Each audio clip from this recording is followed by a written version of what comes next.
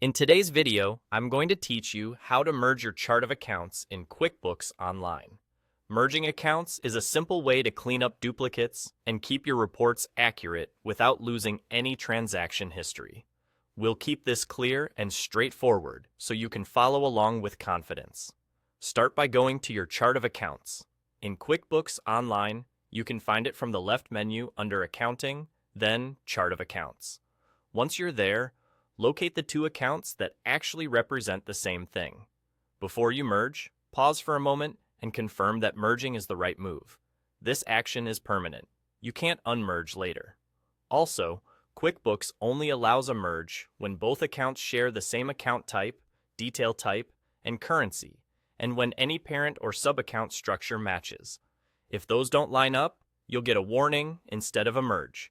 When you're ready, decide which account you want to keep as the final account. Open the other account, the one you're folding in, and click Edit. You'll rename this account so it matches the name of the account you're keeping, character for character. The name must be exactly the same, including spaces, punctuation, and capitalization. If your company uses account numbers, make sure the number matches as well. A quick tip: copy the name from the account you're keeping and paste it into the name field to avoid typos. Now click Save. QuickBooks will display a confirmation message telling you that saving an identical name will merge the two accounts. Click Yes to confirm.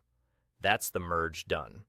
Behind the scenes, QuickBooks moves all transactions from the account you edited into the account you kept, and the duplicate account disappears from your list. Your historical data remains intact, and your balances and reports automatically roll up under the remaining account. If you see a warning instead of the merge confirmation, double-check that both accounts share the same type and detail type, that currencies match, and that any parent and sub-account relationships align. You may need to make those items consistent before QuickBooks will allow the merge.